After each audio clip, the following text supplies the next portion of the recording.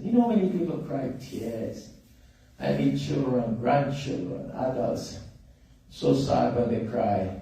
And I recently I had to give a family an advice, and I said, you know, this brother got all the wealth of his parents, and the rest of brothers and sisters just got a little dime in compared to the millions. I'm talking about a billionaire family came to me and spoke to me about this issue.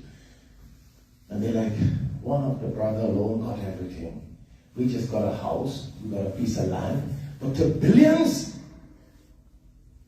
and their children now doesn't have anything.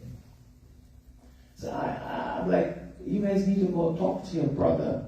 Say if your parents made a mistake by not sharing the wealth equally and properly, you guys need to tell him. If he's praying Salah and he's performing Hajj, he's also going for Umrah every year, you know. Oh yeah, every year, because he's a millionaire. Well, you aren't tell him that if his parents didn't know better, make dua that Allah forgives them. But you do the correct thing now. And you share the wealth properly. So they will be forgiven, and you will then have to carry the burden and task for knowing what is right from the Quran, and you're not doing it. You see the point? You can't say, well, my father did it, so I'm going to continue doing it. That is contrary to the teachings of Islam. When the Prophet ﷺ used to give the message of La ilaha illallah, what did the kuffar say? That's contrary to our fathers. That's contrary to our forefathers. The Prophet ﷺ told them, you don't worry about that, you do what is right. If we have to go according to forefathers and what they did, if it was wrong, that's a problem. What Allah tells us in the Quran, if your parents, where's that? Surah Luqman, Surah Luqman. If your parents ask you to do shirk, do not follow them. Do not obey them in shirk. Walakin wasahibhuma fi dunya. Be nice to them. Be loving to them. Be kind to them. Be caring with them. But if they ask you to break the laws of the Quran, don't obey them in that. Allah is telling us that. Don't obey them. Love them. Be nice to them. Care for them. They did the wrong thing by giving one child more, which was injustice. You don't follow that. Your parents made a mistake. You correct it now as the big son or the big daughter. See the problem? And then now you have problems. The brothers not speaking. The children become enemies. And the poor imams and scholars have to be passing fatwa. Questions. Answers. And if the imams take this side, the whole family don't like you. So more corruption and fitna. Fitna ala fitna. See how bad? But if you correct this problem from the root, no problem. See how simple? The Quran. If we follow this Quran, we wouldn't have all this fitna. That's what I was saying a little while ago, Bidnillah, reminding myself and you. If we take the line of the Quran, less disunity and division and corruption. Because by obeying the laws of the Quran, we receive the rahmah from Allah subhanahu wa ta'ala. By obeying the laws of the Quran. But again, a lot of us only think that the laws of the Quran are just basically the pillars. The pillars were designed to keep the house up. The house of Iman.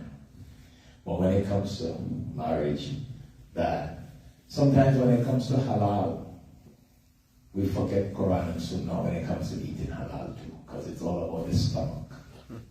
You know, there's a famous saying, the way to a man's heart is through his stomach. So when it comes to the stomach, we forget Quran and Sunnah also. So we even eat halal. Don't eat halal. Quran again, eat halal. Halal and tayyibah, eat what is good, eat what is halal. Some of us eat what is halal, but not tayyibah, what is good.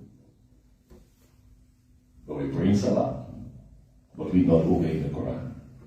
Halal and tayyibah, interested. Good. Didn't the Quran tell us about what to eat? Huh? So the Quran tells us all the time, Eid al-Adha, we learn the story of the lamb. We just went through Eid al-Adha, right, in July. That Ibrahim alayhi salatu wasalam was given a lamb. Subhanallah.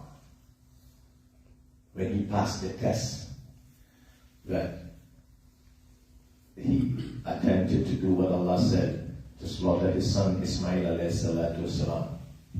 He fulfilled the command. As he was about to, Allah and the angel with the lamb, the round sheep. What was it? Was it a chicken? What was it? A round sheep. Okay, just remember what we're talking about. Heading to a little point here now. Link to the Quran again.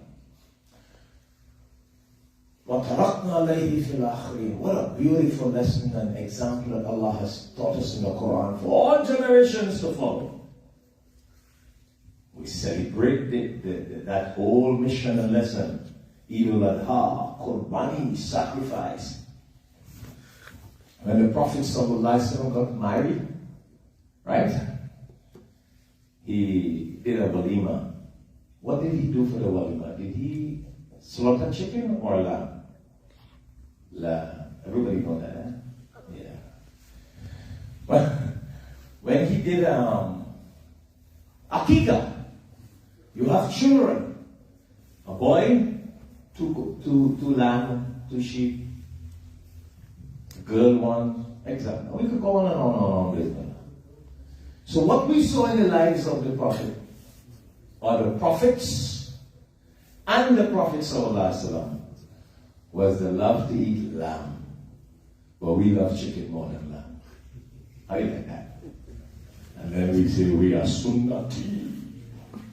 Sunnah. Nobody says, look, chicken. I'm not telling you chicken. Chicken, the birds, chicken is okay. It's halal. It's enjoyable. Allah provided it for us. Allah speaks about it. But we love that more than what the Rasul says. Why don't you are we ordered to do chicken for Akika? Are we ordered? One man came to me in Florida and said, Sheikh, could I